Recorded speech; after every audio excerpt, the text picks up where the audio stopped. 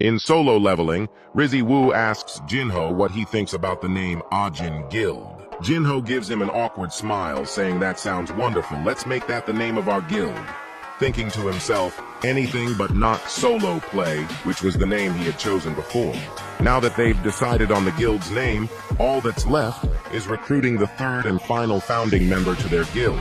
Confused, Jinho asks what happened with Mommy Cha yesterday, but Papa Wu responds saying he doesn't think she's the right fit for their guild. Jinho gasps, thinking that Hunter Cha is an S-ranker.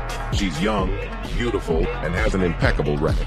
Who would be a better candidate than her? Jinho asks Jin Woo what kind of person he's actually looking for. He responds saying he's looking for someone with a hunter's license who isn't interested in joining a guild but is trustworthy. Jinho thinks really hard, saying a couple people come to mind, but then they are interrupted when people start knocking on the door. Thinking it might be Mommy Cha, Jin Woo says, "Who is it?" With the weirdest looking face, he says, "I'm Park Jong-soo, the guild master of the Knights Guild." Jinho and Jin Woo are mad confused at their sudden visit. Jong-soo and Drip Woo sit to talk. He shows him a video about the appearance of a massive gate.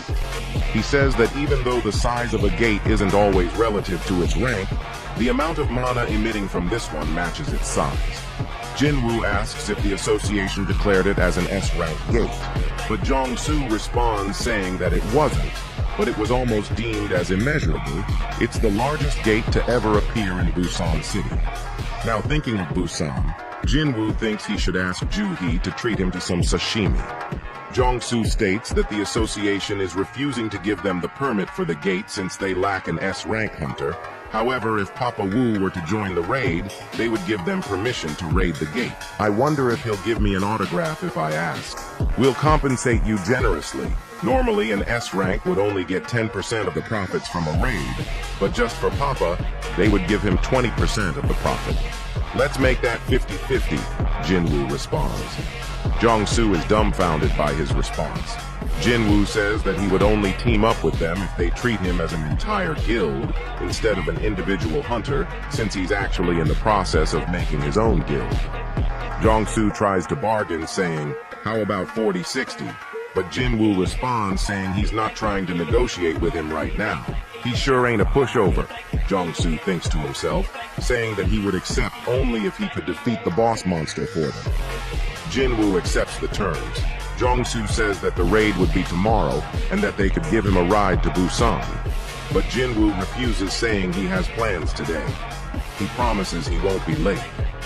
Suddenly, Yoon-tae notices something, saying he just saw Papa Wu's shadow move just now. Jong-soo doesn't believe him, saying he must be drunk. Suddenly, Jin Woo gets a call. He asks to be excused to take the call, though he doesn't recognize the number. He answers the call, asking who it was, but it turned out to be his mom, saying she wanted to hear his voice. She asks if she called at a busy time, but Jin Woo says she didn't. Really, just what was I expecting? He thinks to himself, and asks his mom if she wanted to have dinner tonight since it's been a while. She responds saying she would love that.